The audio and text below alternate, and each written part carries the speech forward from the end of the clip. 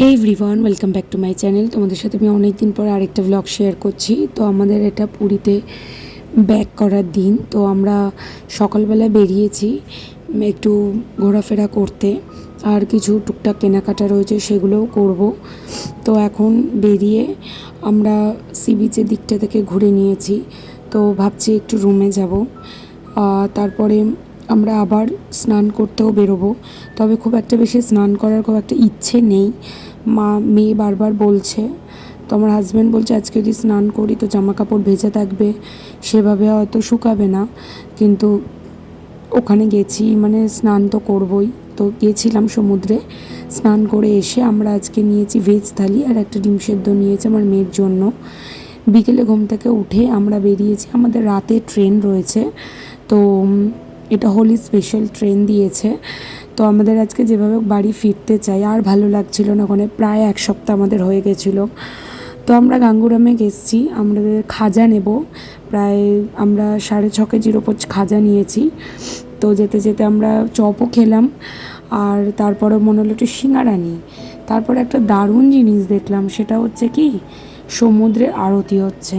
আমি ছোটো থেকে এতবার পুরীতে গেছি, সমুদ্রের এই আরতি আমি কোনো দিন দেখিনি। এবারে আমি দেখেছি, হয়তো আমার সৌভাগ্য হয়েছে তাই দেখেছি। আর পুরো চাঁদটা গোল ছিল সেই সময়, আমার বেশ ভালো লেগেছে। সাউন্ডটা আমি দিতে পারিনি কারণ সমুদ্রের উত্তাল হাওয়া, আর সাথে হচ্ছে প্রচণ্ড জোরে জোরে কাঁসর ঘন্টা বাজাচ্ছিল, তো সেই জন্য আমি সাউন্ডটা দিইনি। তো ওই সময় ওইখানে যারা উপস্থিত ছিল তারা সেই ভাইবসটা বুঝতে পারবে, এত সুন্দর ভাইবস কি বলবো, মানে অসাধারণ একটা ভাইবস ওখানে ছিল। সত্যি একটা ঠাকুরের যে আরাধনা হয়, আমি গঙ্গার আরাধনা দেখেছি, কিন্তু আমি কোনোদিন সমুদ্রের এই উত্তাল একটা সমুদ্রে যে সুন্দর আরতি হচ্ছে সেটা আমি জীবনের প্রথম দেখেছি। সত্যি মনটা আমার জুড়িয়ে গেল। চাই আমরা বহুবার, মানে এরপরেও জগন্নাথ যখন টানবে যেন আমি এটা আবার দেখতে পাই। অসাধারণ লাগছিলো। এটা লাস্টে সমুদ্রের একদম কাছে এসে সমুদ্রের সামনে সেটা পুরো একদম উৎসর্গ করে দেয়। তো খুব ভাল লেগেছে।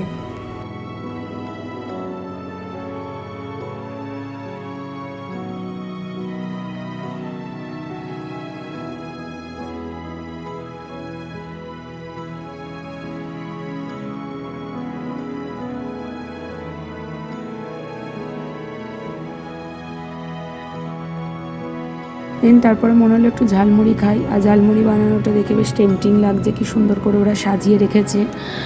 হাইজিন মেনটেন কতটা হচ্ছে আমি জানি না, তবে ভালো লেগেছে তাই খেয়েছি। সবসময় হাইজিন দিয়ে হয় না, কিছুটা ইমোশনেও চলে। তো এটা নেওয়া ছোলা মাখা নেবো ভেবেছিলাম, কিন্তু ছোলা মাখা নেওয়ার পর আগেই মানে আমার মেয়ে বলছে তো মা মুড়ি মাখা নাও। তো মুড়ি মাখাই নিয়েছি জগন্নাথের নাম করে। আর আমাদের রাতের ট্রেনের সময় হয়ে গেছে, তো আমরা ডিনারের জন্য নিয়ে এসেছি এগ চিকেন চাউমিন। এটাই আমাদের ডিনার। সেভাবে কিছু ওটা খেতে আমরা চাইছি না, যেভাবেই হোক বাড়ি যেতে চাই, এরকম একটা ব্যাপার। তো আমরা তাড়াতাড়ি স্টেশনে এসে গেছি, আর আমার আগের দিনের এই ড্রেসটাই মানে যেটা পরে গেছিলাম সেটাই আমি ব্যাক করার দিনও পরেছি ট্রেনে, কারণ আমার মনে হলো ট্রেনে এই ড্রেসটা ভীষণ কমফোর্টেবল। এটা ভোরবেলার দৃশ্য। আমরা রাত 10, 10:30, 11:30 ট্রেনে উঠেছি। তো এটা ভোরবেলায়, মানে সত্যি ইগারলি ওয়েট করছিলাম যে কখন বাড়ি ফিরবো, কখন স্টেশনটা আসবে, মানে আর জাস্ট ওয়েট, মানে ভাল লাগছিল না। আর আজকে হচ্ছে হোলি, তো সবাইকে জানাই শুভ দোলযাত্রা। তো এটা আমার অনেক দিনের পরে ব্লগটা দিচ্ছি তাই। আর এই যে নদীটা দেখছি এটা রূপনারায়ণ নদী। ওই যে গেরুয়া বসন পরা যাকে দেখলেন উনি বললেন যে এটা রূপনারায়ণ নদী। তো আমি ভূগোল বইয়ে পড়তাম তখন, তো এখন দেখে ভালো লাগছে যে রূপনারায়ণ নদী।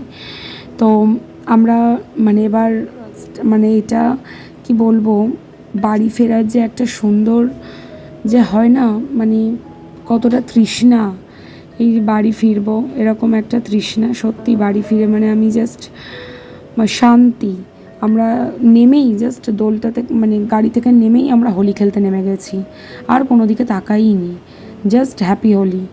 তো সাথে সাথে গেলাম, আমরা স্কুটিটা নিয়ে বেরোলাম, এক গাদা রং কিনে নিয়ে চলে এলাম হোলি।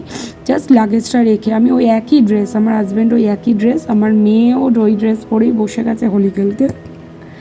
তো তোমাদের ব্লগটা কেমন লাগলো প্লিজ কমেন্ট করে জানিও। আর এখন থেকে চেষ্টা করব রেগুলার ব্লগ দেওয়ার। একটু সামলে নিই, মেয়ে নতুন স্কুলে ভর্তি হয়েছে, তো যথেষ্ট চাপ যাচ্ছে। তো আমার এই ব্লগটা কেমন লাগলো প্লিজ কমেন্ট করে জানিও। টাটা।